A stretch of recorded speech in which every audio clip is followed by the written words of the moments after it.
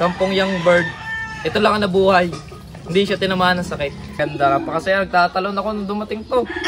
Kasi natutulog pa ako. 7 AM ata, 6:30. Pumalampag na doon sa bubong, sabi ko may dumating na ibon.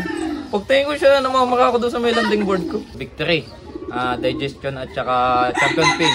Yun din ang ginamit ko nung nakapagpa-champion ako ng Tacloban.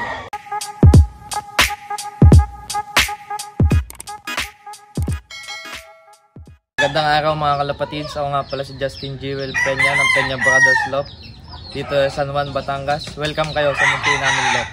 Siyempre bago natin simulan tong videong to, yan, shoutout nga pala sa Immuno Booster. Yan, yung Probatonic. Salamat po sa Immuno Booster. Sir, pwedeng makita yung nanalo mong ibon? Tara! Yun, tara, samahan nyo kami. Let's go!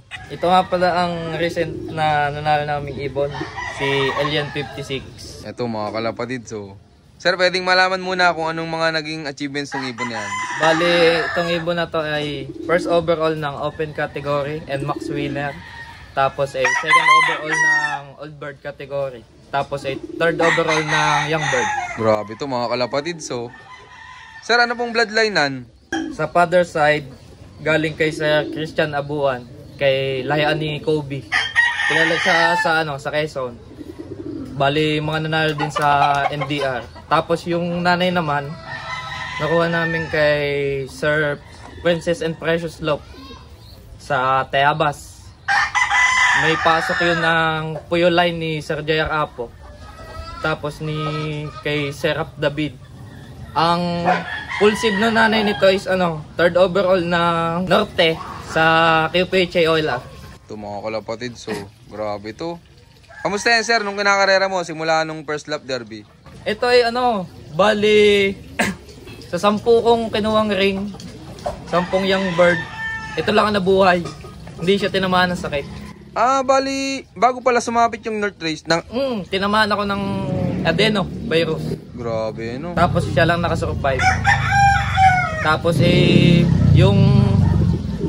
kaya pag ako nag-favorite, nagpapalabis ako kasi may mga ring din ako na excess na pang old bird. Yun ang mga nakasabay nito. Sayang, naubos yung ibon mo pala, Ibon mo pre. Pero buti, hindi ka binigo nung natirang isa, Pero siya, consistent lang ang uwi niya. Puro 700 ang speed. Ang third lap nito is may speed to 700 buzzer beater. Nag-cut off to ng Kawayan Isabela, umuwi ito ng 5:30. Ang cut off ko nun, alas 4. Tapos Tugigaraw, umuwi ito Tuesday na. Tapos loading namin ng Friday. Nung sabi ko nga, baka di na ito mag-clock ng gataran. Di pa rin naman ako binigaw ng ibon, nag-clock siya ng gataran. Bali siya nang may nakakuha ng 6 points, kaya sure ball na siya doon sa NMAX. Mga kalapatid, so tapos sir, anong preparation ginawa mo bago ikarga yung last lap? Bali ginaid pa din ako ng mentor ko. Shout out sa Kuya Arnold Espina. Siya lagi ang nag-guide sa akin kung paano ang gagawin sa ibon. Binigyan niya ako ng conditioning. Yun lang ang sinunod ko. Tapos pagka may mga toss, lagi niya ako sinasama. Bali 3 laging kasama magtotos. At kaming 3 pasok lahat sa overall. Tapos nung last lap, Santa Ana, kinapos lang siya. Hindi siya na pinalad mag-clock. Pero nakuha niya yung unlock. Tapos umuwi siya parang Tuesday na. Napakalaking saya ko pa din umuwi yung ibon. At nandito yung mga panalo niya. Inuwihan niya. Kumbaga may achievements na, nandito pa yung boy na trophy. Oo, pre. Yun ang napakaganda. Napakasaya, nagtatalon ako nung dumating to. Kasi natutulog pa ako. 7 AM ata, 6:30. Pumalampag na doon sa bubong, sabi ko may dumating na ibon. Pagtingin ko siya, namamaka ako doon sa may landing board ko. Ito yun. Nagtatalon na kami dito. Ay ko, dyan na yung yung champion natin. Ang kuya naka-duty noon. Tinawagan ko ang kuya ko. Tuwan-tuwa din. Napauwi nung gabi.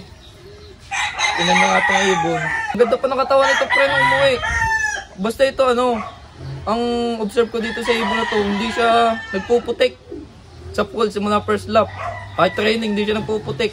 Baka nagwa-weld lang siya. Ayan Ito mga kalapatids, so grabe to. Solo entry pala to. Tapos, Solo entry. nanalo Ito sa pa. lahat. Grabe. Adi yan sir, gagawin mo ng breeder. I-breed ko siya for North ngayon. Ito mga kalapatids, so saan mo naman balak ipares yan? May nakuha ulit ako doon sa mga lahi nagtaklobang ko ni Putik, mga Alphonse. Tinakos ko lang sa Alphonse. Yan, ito abangan natin yung mga magiging anak nito. Grabe ito, ang galing nito mga kalapatids. So, Adeno Survivor. Ayan, yan pala, hindi tinamaan. Kailangan hindi tinamaan doon sa 10. Sayang naubos ibon mo no. Halos yung mga pinagandaan talaga namin yun. Yung 10 yun, malas lang talaga tinamaan na sakit. Pero ganun pa man, nalungkot mga isa umpisa, pero pinasaya kayo na nag-isang ibon nyo. Napakasaya pre. Yan, congrats sa Peña Brothers Loop. Yan. Pero sir, kayo pag derby na, ano yung discarded nyo dito sa loop nyo? Una-unang tinuro sa akin ng Kuya Arnold noon. Hindi pa kami nagsisimula ng derby, pati kami namin ng gamot ng ibon. Ang ginamit ko noon is Victory, Digestion at saka Champion Pin. Yun din ang ginamit ko nung nakapagpa-champion ako ng Tacloban kay Putik. Tapos every Monday, hindi talaga mawawala yung flashing. Kaya kasi kailangan daw sa laban kasi pabilisan magpa-recover ng ibon. So nagpa-flashing na agad ako noon, Monday pa lang. Tapos wala nang low fly ang ibon. Tapos kung Tuesday makakapag-toss kami, kaya chat lang ako na Kuya Arnold. Doon ako nakikisabay ng toss. Tuesday, Wednesday, Thursday, Friday pahinga na ibon yan. Tapos Saturday, magbibigay na ako ng pag nadating ako ng loading station, doon ko pala binibigyan ng Victory Champion Pills. Kaya ako, nung makasabayan ko ng mga tropa din taga San Juan, na ba't niya, pag loading na lang ako nagbibigay ng champion pills. Ay, secret ng mga gwapo. Sikreto na lang. Tapos nung gataran, talagang ako noon, 0 chance na ako. Wala akong kapag-asa na makaklak yun ng gataran. Kasi 3 days preparation. Inaaya ko pa noon ng Kuya Arnold na magtotos kami. Sabi tayo, wag na. Ang gawin mo, ipahinga mo si ibon. Sabi, nagsuggest na ako, Kuya, ang ibon hindi pa nakakatikim ng B-complex. Try ko kayang bigyan. Sige to, ibigyan mo kalahati lang o kaya kahit 1/4 bigyan mo. Yun, nagulat na lang kami nung gataran nagklak yung ibon. Halos magkasunod lang kami ng Kuya Arnold. Pang top 6 siya sa young bird, pang top 5 siya ng old bird. Grabe di tinuloy-tuloy mo na yung paggamit ng B-complex. Binigay ko na din ng Santaan Bali kalahati na yung binigay ko ng dosage noon. B-complex. Yan, congrats sa Peña Brothers Loop.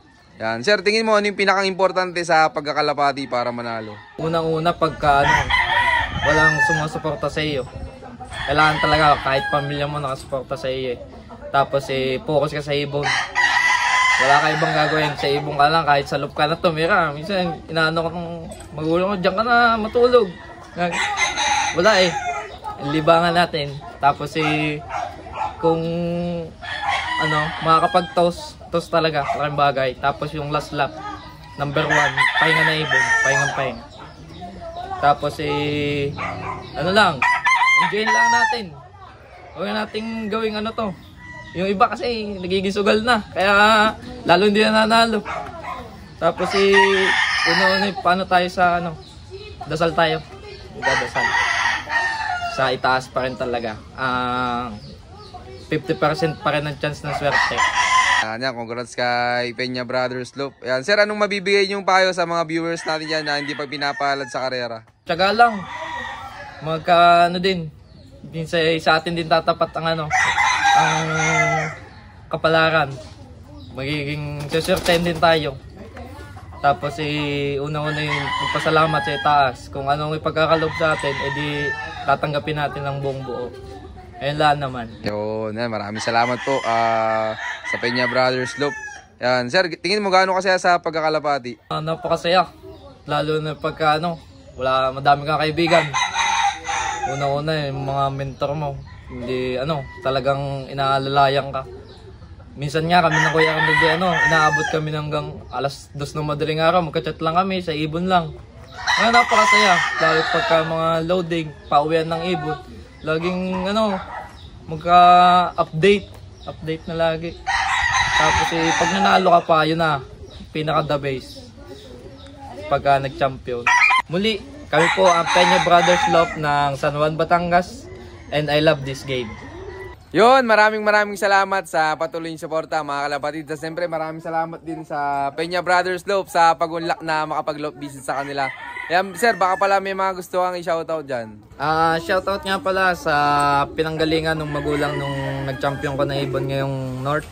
Si Sir Christian Nabuan, ang Kuya Russell Reyes, si Sir Jerapo, lalo na si Sir Princess and Precious Breeding Loop. Thank you po. Tapos po sa mentor ko, ang Kuya Arnold Espina, number 1 na lagi ako nagpapasalamat diyan. At siya ang naggabay sa akin na maabot yung tagumpay. Tapos yung Team San Juan, Loki Gulong, shout out sa inyo. Sa mga Kuya Jomer, sa Utol ko Police, wala ngayon eh. Tapos sa tropang QPHA, CFU, SJBFU, BPSC, shout out sa inyo lahat. Yun, shoutout sa inyo lahat at syempre shoutout din sa lahat ng mga patuloy na sumusuporta dyan at abangan nyo pa yung mga susunod kong follow-up visit sa'yo na keep watching and God bless you all. Thank you.